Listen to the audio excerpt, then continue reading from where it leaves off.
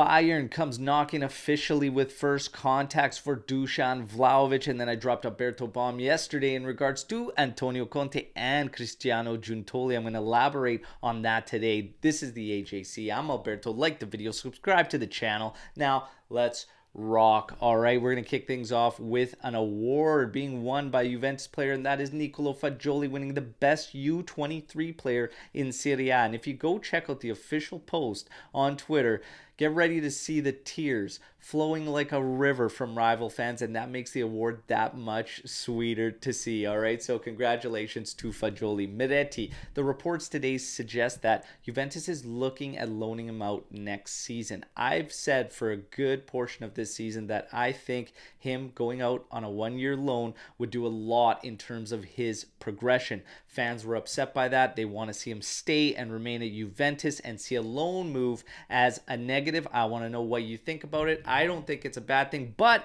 I really do think we have to wait to see how our roster develops and then truly gauge it. But I really ultimately feel a loan would be massive for Miretti. All right, UEFA, yesterday I reported that they were furious over the plea deal. Today we get a little bit more of the details, and that's just that Ceferin wanted the FIGC to see Juventus out of Europe with their penalties so that UEFA could then instill theirs, and it would extend the period of time to 2, potentially 3-year ban if the FIGC's penalties would have seen him out of European play now. But because we stand in it now, it could potentially only be next season. But there are also still reports saying that UEFA will look for 2-year ban from European play for Juventus. So we have to wait and see. Bayern Munich come knocking for another player. We just went through this with De Ligt. Now it is Dusan Vlahovic. Romeo Agresti confirms first contacts have been made, and he says there is a difference in price. Surprise, surprise?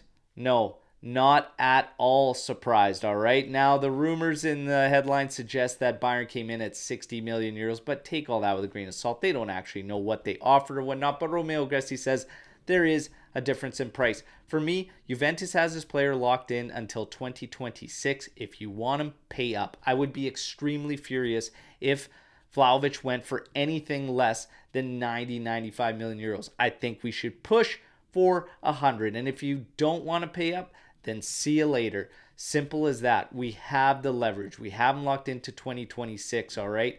But if they take anything less than 95 million euros, I will be furious. Let me know what you think in the comment section, everybody. Now, the names to come back into Juventus if Vlahovic leaves, names coming in are potentially Højlund and Scamacca, the same 2 names, all right? And to be honest, Højlund would probably excite me a little more than Scamacca. I think that last move from Scamacca was a bad one for him, but you know the drill. Let me know what you think. Now, Allegri, we're hearing mixed reports yet again today surfacing. Some saying 90% that he will remain at Juventus.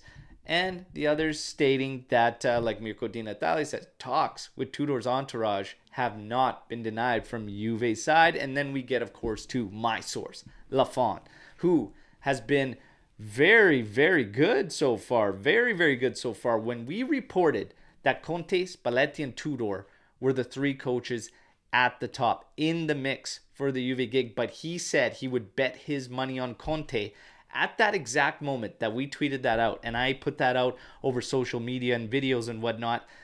The other headlines were that Max Allegri is confirmed for next year. And then after I posted that, and my source, Lafont, saying that Conte is who he would bet his money on, 2 days later, he's at the game at Juventus Stadium in Milan. Coincidence?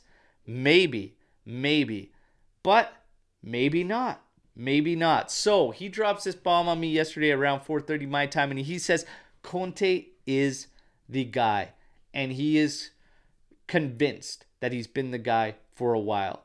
Calvo wants Cristiano Giuntoli, and he wants Antonio Conte, and he says Elkan has given him the green light to make all the calls. Calvo is going to do whatever he can to get rid of Max Allegri because Allegri is an Agnelli guy. We know the history and the beef between Agnelli and Calvo.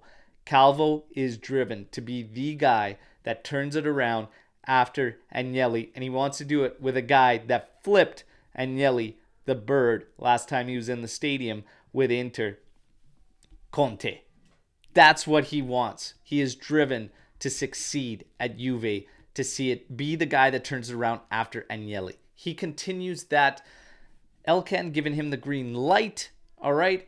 He wants Italian players, and Conte wants Italian talent. That's what they're going to do. They also want ex-players, 2 ex-players to be involved in the management team.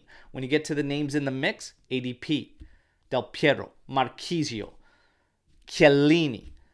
But Lafont will not go as far to say who he feels confident is going to be some of these guys that are potentially joining this management team. But that is the idea, and that is Calvo's idea according to him and what they want. But he says if he had to put a ranking on it, he feels 9 out of 10 in terms of confidence level. It is going to be Antonio Conte named the next coach of Juventus.